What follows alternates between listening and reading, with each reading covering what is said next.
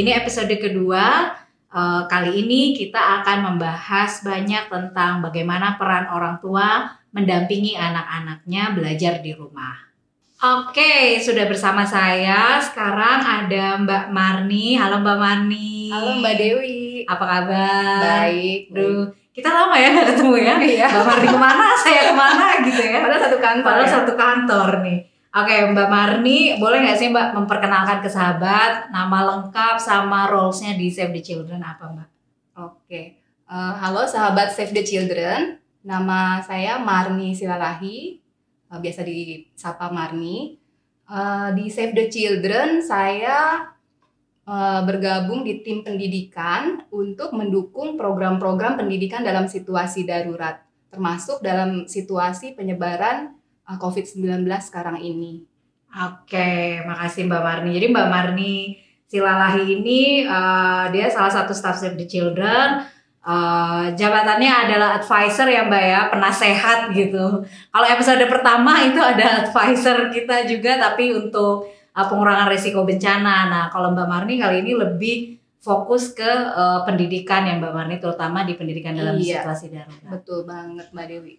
Makasih banyak nih Mbak Marni mau meluangkan waktu untuk berbagi bersama kita di podcast episode kedua.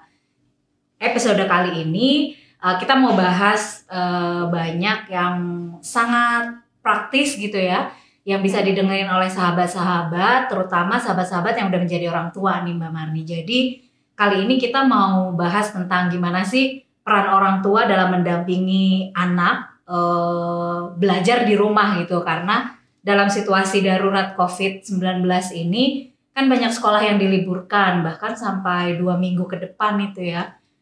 Saya tuh kemarin malam baru ketemu temen, terus dia tuh agak kebingungan, dia pekerja, suaminya juga kerja, terus dia kebingungan nih gimana anaknya di rumah gitu, bagaimana dia bisa mendampingi anaknya belajar di rumah. Nah, berkaitan dengan itu menurut Mbak Marni nih, tantangan belajar di rumah selain kebingungan orang tua apa aja sih Mbak? Iya, Mbak Dewi. Jadi sebenarnya ini saya alami juga ya. Oh iya ya, mengalami sendiri gitu ya. Saya punya anak 2, satunya di kelas 2 SD dan satunya masih TK gitu. Jadi ini juga tantangan buat saya sendiri nih yang akan saya share ke sahabat Save the Children.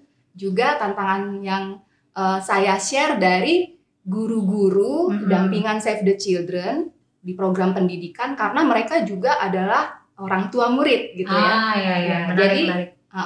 Yang bisa saya sampaikan tantangannya ada di pihak guru juga ya, dalam menyesuaikan metode pembelajarannya. Tadinya disampaikan dengan langsung, jadi sekarang harus pakai metode online atau metode penugasan dan lain-lain. Nah, ini butuh waktu untuk mempersiapkan materi pembelajarannya. Jadi begitu pembelajaran jarak jauh efektif diberlakukan pun, guru-guru itu perlu waktu untuk menyiapkan ya. Jadi di sini mungkin ada sesuatu yang bisa dilakukan orang tua dulu sampai sekolah siap dengan sistem pembelajaran jarak jauhnya. Terus di pihak orang tua bisa mengisi dengan berdiskusi dengan anak tentang apa itu COVID, terus bagaimana cara pencegahan penularannya, kemudian juga bisa menyiapkan nanti bagaimana nih apa yang harus dipersiapkan dalam sisi fasilitas yang dimiliki atau konten-konten sumber-sumber belajar yang bisa diakses orang tua. Oke.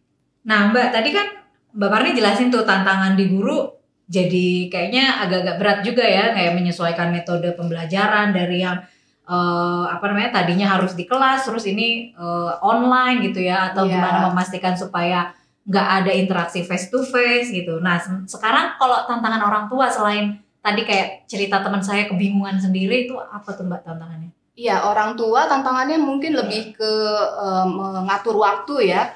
Sekarang peran orang tua kan harus menjadi guru juga nih.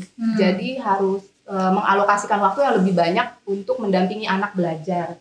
Kemudian saat orang tua bekerja, dia sendiri mungkin tidak datang lagi ke kantor atau ke usahanya, tapi tetap bekerja dari rumah, online juga gitu. Karena Okay. itu di sini tantangan mengatur waktu sangat dialami oleh kebanyakan orang tua. Kemudian juga tantangan dalam memberikan pengertian kepada anak tentang perubahan yang dialami anak, dari cara belajar yang berubah, kemudian juga anak harus terbiasa dengan pola sosialisasi yang sekarang tidak sama ya, semuanya harus serba online. Nah, anak-anak mungkin akan mengalami kejenuhan, malah bisa stres ya. Dan stres anak pasti mempengaruhi stres orang tua juga. Gitu. Jadi ini tantangannya sih Mbak Dewi. Nah, kalau lebih spesifik lagi buat anak-anak yang di kelas dasar nih Mbak, yang di tingkat sekolah dasar ya, misalnya kelas 1, 2, 3, itu ada nggak sih tantangan tersendiri untuk orang tua? Iya, saya sempat ngobrol ya sama guru-guru dampingan Save the Children.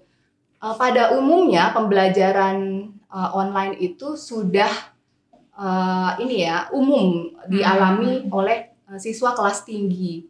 Mereka sering mengalami ujian berbasis komputer, terus juga sudah familiar kadang pegang gadget sendiri ya, punya HP yang kelas sendiri tinggi ya kan ya. Nah, yang kelas dasar nih punya IG account kadang atau main TikTok. Jadi sudah tidak terlalu asing dengan pembelajaran seperti ini. Online. Sedangkan kalau siswa kelas rendah, kelas 1, 2, 3, ini biasanya ada yang sudah punya atau biasa main HP, tapi tetap saja untuk menggunakannya jadi untuk belajar, ini perlu dampingan orang tua gitu. Dan sistem mengajar untuk anak kelas rendah kan masih sangat harus interaktif ya dari guru ke siswanya. Jadi orang tua nih harus mengerti juga jadinya gimana ya biar pembelajarannya tetap menyenangkan, anak-anak tidak seperti diajar membaca terus ya udah baca aja gitu ya. Terus setiap hari begitu, tidak ada metode-metode yang menarik buat anak. Nah, lama-lama anak bisa jenuh dan bukannya malah pintar membaca gitu ya, mungkin malah mengalami stres ya, ketakutan terhadap membaca, menulis, berhitung, yang ini menjadi keterampilan dasar sekali ya Mbak Dewi untuk kelas awal. Jadi emang orang tua juga merasakan tantangan yang cukup besar juga ya Mbak ya, mulai dari kapasitas orang tua gitu kan, tadi kayak Mbak Marni cerita metodenya harus gimana ngajarin anak kelas 1, 2, 3 dan yang lain-lain gitu. Termasuk mungkin yang menjadi tantangan juga kalau pola asuh orang tua yang tidak terbiasa diskusi ya dengan anak-anaknya ya. Iya Mbak Dewi. Ya jadi biasanya nih di minggu awal mungkin karena guru juga masih menyiapkan tadi ya bagaimana sih materi pembelajarannya. Yang paling umum digunakan adalah melalui WhatsApp grup ya, di mana orang tua biasanya kebanyakan tuh punya WhatsApp lah ya di HP-nya gitu. Nah, orang tua ini bisa mendampingi anak dalam membaca di rumah. Jadi membaca itu kan tidak harus di sekolah ya Mbak Dewi. Ini sama seperti program yang dimiliki Save the Children. Nama programnya Literasi Boost atau Percepatan Keaksaraan. Ini tujuannya untuk meningkatkan kemampuan literasi ya, baca tulis hitung anak-anak sekolah dasar, terutama untuk kelas rendah, dengan memberikan peningkatan kapasitas pada guru ya, jadi melalui pelatihan guru tentang bagaimana teknik-teknik mengajar membaca yang efektif tapi juga menyenangkan. Nah, terus juga dalam program ini Save the Children melibatkan orang tua dalam mendukung budaya membaca di rumah, misalnya dengan menyediakan buku-buku bacaan yang sesuai dengan usia anak. Terus juga ini yang penting banget Mbak Dewi, untuk membacakan cerita pada anak gitu, secara rutin. Nah, dua faktor ini, pembiasaan membaca cerita untuk anak dan penyediaan buku bacaan, ini sangat bisa dilakukan pada situasi belajar jarak jauh. Oke. Nah, kalau buat orang tua yang dua-duanya kerja Mbak, sama siapa tuh anaknya? Ya, belajar jarak jauhnya nggak harus dengan orang tua ya. Jadi bisa dengan kakaknya gitu. Misalnya anaknya kelas 1, kakaknya kelas 3 gitu ya. Atau siapa anggota keluarga yang bisa membantu membacakan cerita gitu ya. Selain itu anak-anak juga disediakan buku-bukunya, ini nggak harus mahal Mbak Dewi, yang nggak harus terus habis ini borong buku gitu ya dari toko buku, enggak. Jadi sumber bahan bacaan anak itu bisa beragam, bisa diambil dari koran atau majalah-majalah bekas ya, atau dari brosur-brosur ya, leaflet-leaflet. Nah, memang butuh kreativitas orang tua ya untuk menggunakan bahan-bahan ini, dibahas bersama dengan anak untuk meningkatkan kemampuan membacanya. Ya. Jadi emang saat ini nih di fase ini orang tua benar-benar dituntut gitu dalam tanda kutip ya terkait dengan kreativitasnya juga, karena ini memang untuk kebaikan anak-anaknya. Nah, kayaknya kita tuh tadi kan udah dijelasin ya Mbak Marni soal tantangannya ya yang cukup banyak juga nih untuk orang tua, guru gitu. Tapi pasti ada solusinya gitu, ada hal-hal yang bisa kita lakukan. Nah, kita pengen dengar dari Save the Children sendiri pengalamannya terkait dengan ini dari berbagai programnya Save the Children, termasuk juga mungkin pengalamannya Mbak Marni sendiri gitu dalam mendampingi anak belajar di rumah gitu. Nah, mungkin yang paling penting secara praktisnya nih Mbak, supaya para sahabat yang kebetulan juga mereka orang tua bisa langsung praktek nanti setelah dengar podcast ini. Oke, ya. Jadi saya sharing tentang langkah-langkah mempersiapkan pembelajaran jarak jauh ya yang bisa disiapkan orang tua.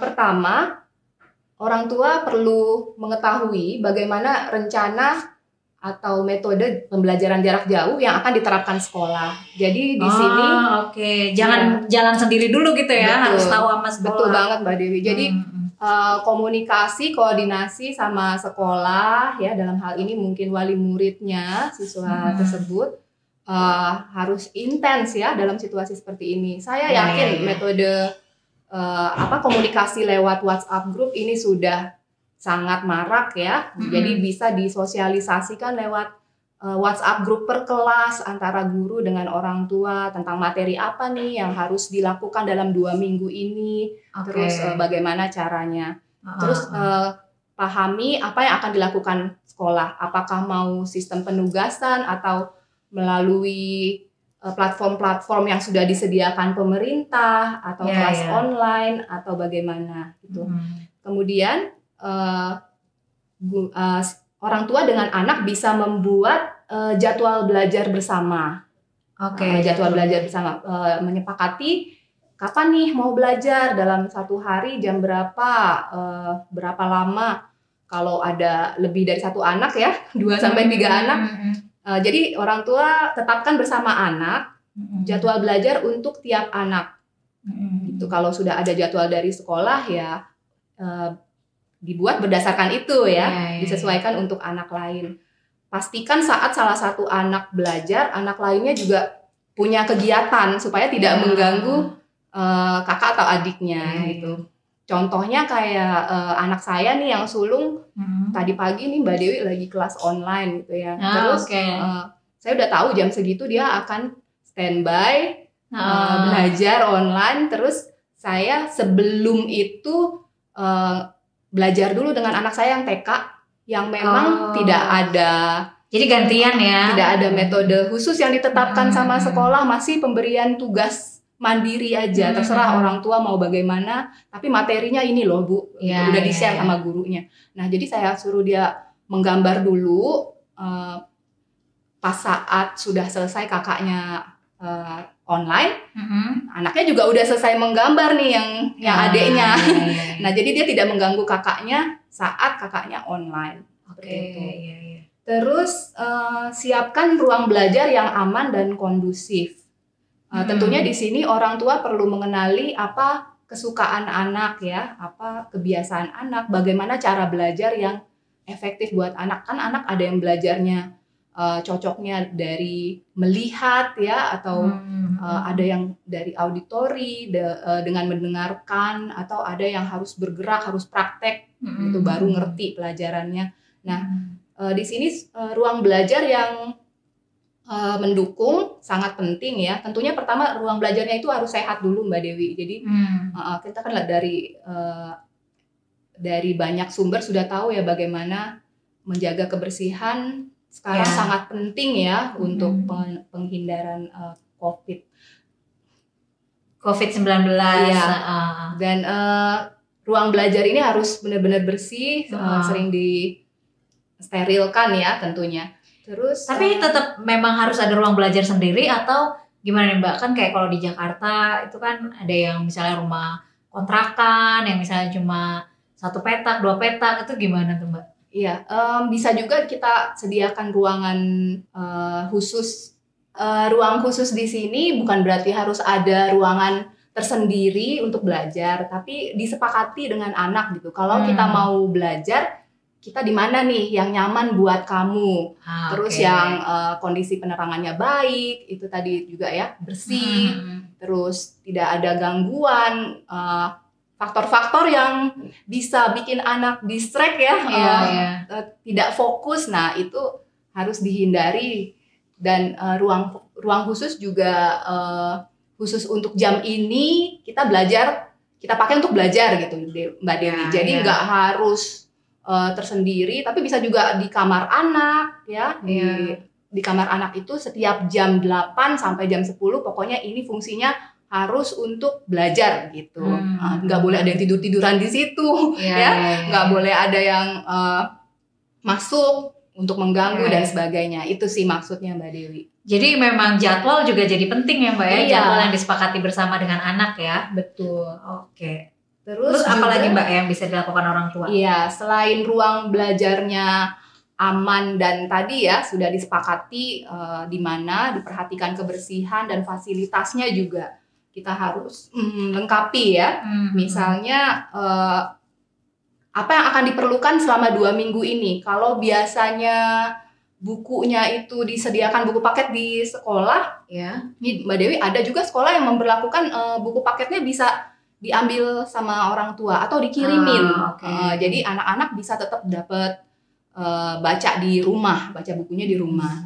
Terus juga mungkin ada penyediaan alat tulis. Anak-anak yang PAUD masih kelas dasar masih suka menggambar ya udah, ini juga harus di stok sama orang tua. Jadi bukan cuma stok beras atau benar. Stok hand sanitizer, tapi kita juga stok peralatan pendidikannya gitu. Terus juga fasilitas gadgetnya bagaimana. Kalau nggak punya gadget HP khusus untuk online nggak apa-apa, bisa pakai punya orang tuanya. Kalau orang tuanya nggak punya, bisa pinjem punya kakaknya, tantenya, omnya. Nah, ini harus dipersiapkan tentunya oleh orang tua ya.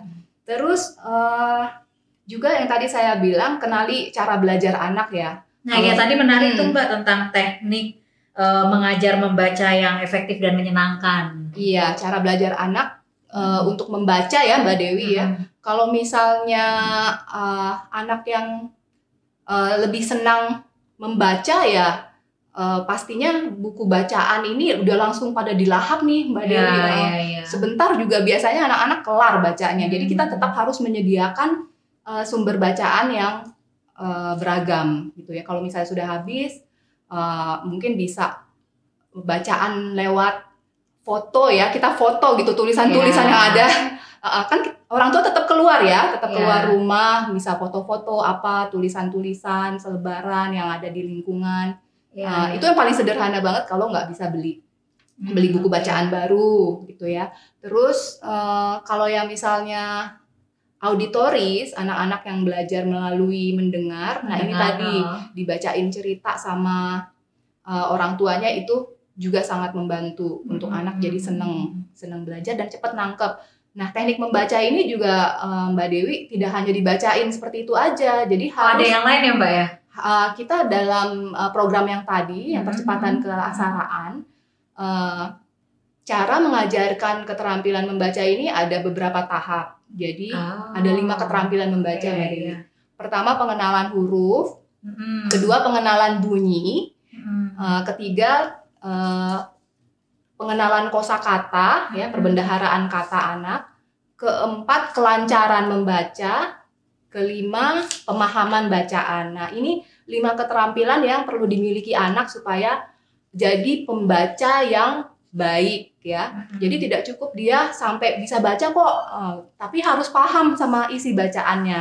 Nah, jadi setiap membacakan cerita ke anak, membacakan buku ke anak, perlu juga ditanya, apa tuh tadi yang kamu baca? Ya, itu tadi yang Mbak bilang ada diskusi gitu ya. Ada diskusi. Terus misalnya pesan moral apa yang bisa diambil dari bacaannya, itu juga perlu didiskusikan bersama anak.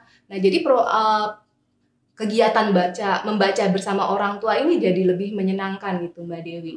Jadi 5 keterampilan membaca itu jadi penting banget ya, Mbak ya. Iya. Bisa dipraktekin di rumah. Oke.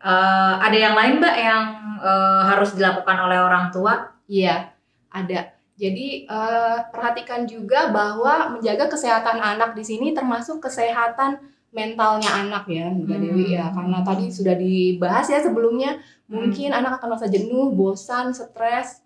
Nah, anak-anak ini perlu tetap ada kegiatan di rumah atau sarana supaya bisa menyalurkan kejenuhannya ya. Misalnya curhat sama temannya melalui online atau video call ya. Terus juga tapi didampingi orang tua yang paling pasti ya. Menjadi sahabat orang tuanya, supaya orang tua bukan hanya jadi guru sementara dalam periode pembelajaran jarak jauh, tapi juga tetap menjadi teman dan sahabat anak, supaya anak tidak stres karena proses belajar dan sehari-hari kegiatannya berubah ya. Tetap fasilitasi anak berkomunikasi dengan temannya, dengan gengnya dan segala macam, tapi ya caranya sekarang cuma beda aja. Kasih pemahaman pada anak bahwa caranya sekarang berbeda aja, Nak. Kita tidak harus ketemu, tidak harus ngumpul-ngumpul, bisa lewat telepon dan lainnya seperti itu. Iya, oke.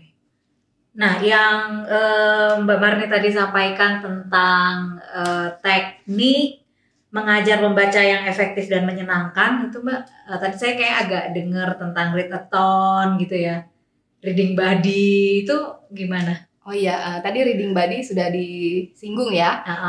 Anak membaca bersama temannya, tapi kalau pembelajaran di rumah ya bisa membaca bersama kakak atau saudaranya yang ada di rumah itu ya, yang lebih tua dan sudah lebih lancar membaca. Gitu. Okay. Jadi kayak didampingi gitu ya? Iya. Nah, orang tua di sini nanti tetap memancing dari kakaknya atau saudaranya yang mendampingi membaca itu untuk tanyakan ke si adeknya atau saudaranya ya. Tadi apa yang sudah dibaca berdua gitu ya. Tetap yang tadi ya, elaborasi tentang isi bacaannya ini ditanyain, tapi bukan lagi sama orang tuanya, bisa sama kakaknya yang belajar baca sama adiknya tadi gitu. Jadi ini kan membantu pekerjaan orang tua ya gitu. Nah, terus selain itu tadi saya banyak ngomong masih membacanya ya Mbak Dewi.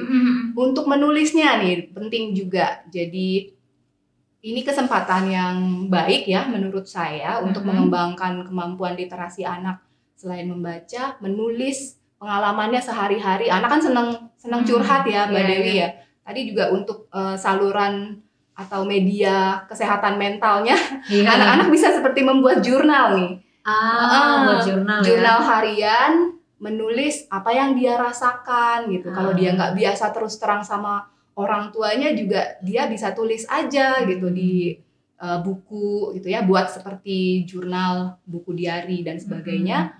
Atau kalau sudah punya blog, sudah punya Instagram, nah tulis di situ, tapi coba yang isinya lebih lebih berbobot ya, dalam arti ceritakan apa yang kamu alami terkait COVID gitu ya, apa yang kamu alami, apa yang kamu rasakan, pesan-pesanmu, apa yang kamu ketahui, apa pesan-pesanmu terhadap teman-teman lain, terhadap gurumu yang sekarang sedang masih di sekolah, padahal yang lain sudah kerja di rumah. Guru-guru masih standby di sekolah Mbak Dewi kalau di DKI kemarin. Mempersiapkan materi pelajaran. Apa harapanmu terhadap Pak Presiden misalnya ya dalam mengatasi wabah COVID ini. Nah, seperti ini, jadi bisa dijadikan kesempatan ya untuk meningkatkan kemampuan menulis. Terus untuk membaca bisa juga kita punya program namanya Readathon. Ini seperti maraton ya, tapi bukan untuk berlari ya, bukan untuk lomba berlari. Ini lomba maraton baca ya. Lomba membaca buku sebanyak-banyaknya. Nah, kalau memang anak punya stok buku yang lumayan banyak di rumah gitu ya, bahan bacaan yang banyak, nggak harus yang harus baru gitu yang ya. baru. Dan ini juga jangan buku paket ya Mbak Dewi, jadi di luar buku paket. Jangan pertanyaan pertama apa gitu ya, tersiksa. Nah, dia bisa menulis tentang apa yang sudah dibaca gitu, tapi dengan caranya sendiri, bisa dengan tulisan dan gambar, bikin versinya sendiri gitu seperti kesimpulan buku ini apa, terus dia tempel di ruang belajar yang tadi disepakati itu. Nah,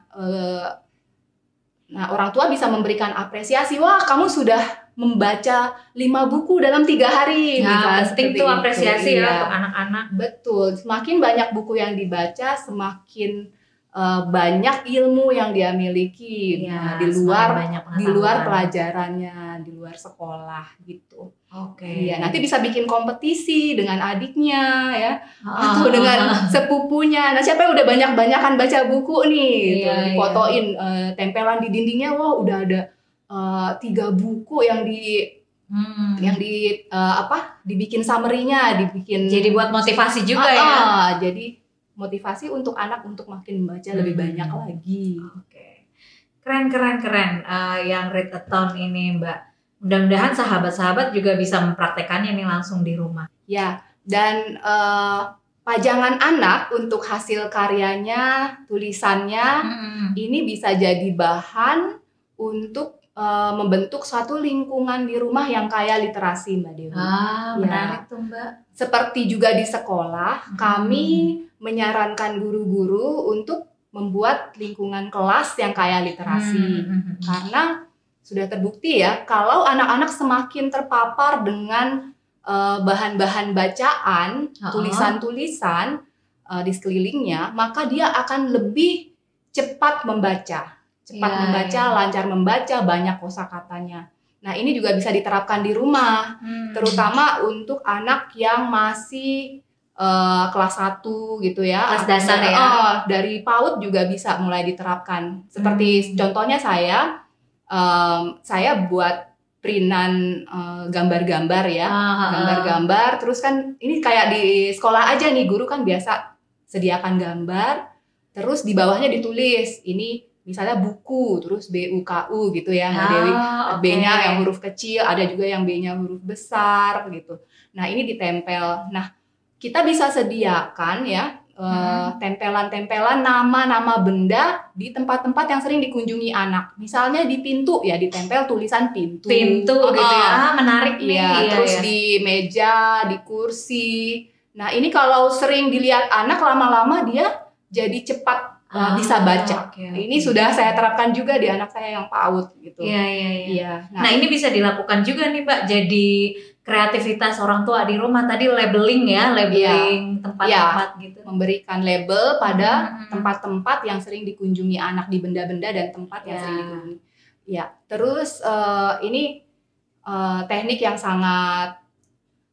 membaca ini sangat efektif ya Mbak Dewi, karena kita tahu kan membaca itu keterampilan dasar, dan kalau misalnya membacanya cuma di sekolah, ini nanti dalam libur 2 minggu bisa-bisa anak seperti saya alami sendiri ya, karena nggak terbiasa membaca, dia jadinya nggak suka membaca, dan anak saya malah pernah sampai udah bisa baca terus mengalami kemunduran gitu loh, karena nggak sering, karena nggak distimulasi, nggak distimulasi kelamaan libur, atau mungkin karena mengalami peristiwa yang sangat menekan ya dalam hidupnya. Anak bisa mengalami kemunduran dalam tahap perkembangannya gitu. Jadi apalagi kalau anak di usia periode emas ya, 0 sampai 8 tahun juga masih periode emas menurut referensi perkembangan anak. Di 0 sampai 8 tahun itu kan masih kelas 2, ada kelas 2 lah kira-kira yang Mbak Dewi ya, usia SD. Itu masih anak bisa distimulasi perkembangan otaknya dengan maksimal.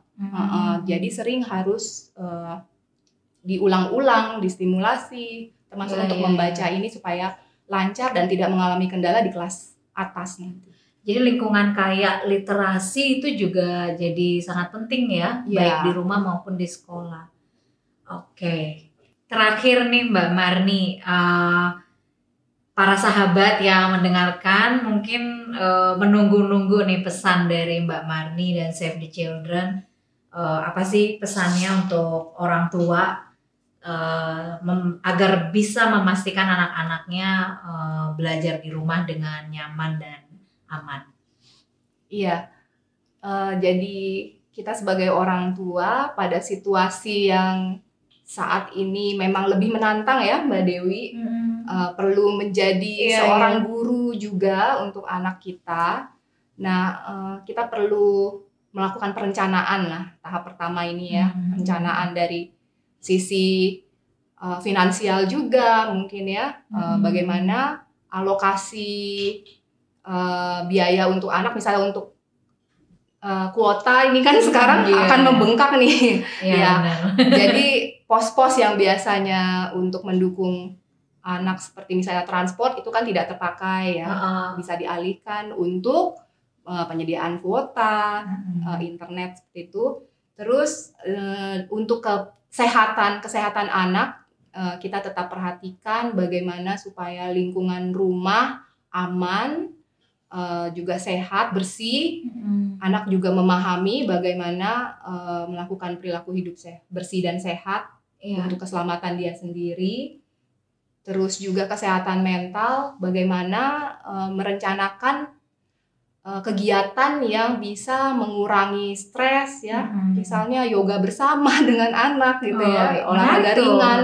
Ada tadi kan nyusun jadwal ya, jadwal untuk ngobrol bersama antar anggota keluarga bersama ayah dan ibu nih, terus juga mungkin berdoa bersama, terus untuk olahraga ringan tadi ya bisa disediakan secara teratur, terus juga tetap menjadi teman dan sahabat untuk anak, supaya anak tetap tersalurkan kebutuhan sosialisasinya, fasilitasi bagaimana supaya anak tetap bisa mengubah cara komunikasi dengan anak dengan teman-temannya ya, dengan metode lain. Nah itu kan untuk orang tua nih Mbak, untuk sekolah. Tadi kan Mbak Marni juga banyak bicara tantangan belajar di rumah tuh nggak cuma orang tua ya, tapi guru juga. Untuk sekolah ada pesan nggak Mbak? Untuk sekolah di sini tentunya terkait dengan kebijakan pemerintah ya. Jadi sekolah perlu mengetahui juga bagaimana sistem yang diterapkan ya di wilayah tersebut, di tingkat kota, kecamatan, terus menyiapkan perangkatnya yang sesuai dengan kesepakatan. Apakah perlu harus sekarang kan masih masuk sekolah ya guru-gurunya, tapi kalau misalnya ada perkembangan nih ke depan Mbak Dewi, guru juga harus ngasih pembelajaran online dari rumah. Nah, ini juga lebih challenging lagi lebih menantang lagi ya. Jadi bagaimana sekolah mengantisipasi ini gitu, ketika guru sudah harus mengadakan pembelajaran dari rumah, apa yang harus dilengkapi, diberikan fasilitasnya, atau didukung oleh pemerintah karena sekolah tidak bisa menyediakan. Nah ini masukan-masukan yang tetap disampaikan gitu Mbak Dewi, kepada pengawas sekolah ya, kepada kalau di Jakarta suku dinas pendidikan ya. Terus sekolah juga agar memperhatikan tadi kan ya, kalau di rumah sudah bebannya bertambah ya, tanggung jawabnya bertambah, berarti sekolah juga perlu antisipasi nih, pemberian tugas dari sekolah misalnya jangan terlalu membebani anak. Nanti malah anak jadi stres ya. Itu tadi. Jadi dari sisi kesejahteraan psikologis ini ya juga penting, karena peristiwa ini membuat stres bagi semua pihak ya. Jadi pemberian tugas bagaimana mengatur jadwal, memodifikasi ya jadwal pembelajaran supaya capaiannya tetap tuntas, tapi juga tidak terlalu membebani anak. Seperti itu. Oke, terima kasih banyak Mbak Marni untuk waktunya mau berbagi tentang peran orang tua dalam mendampingi kegiatan belajar anak di rumah. Ini menarik banget, saya yakin pasti akan banyak yang dengar nih sahabat-sahabat Save the Children, terutama sahabat yang sudah jadi orang tua. Saya juga mau dengerin deh, saya kan calon orang tua Mbak. Oke, baik. Terima kasih sahabat, sampai ketemu lagi di episode ketiga podcast Save the Children Indonesia.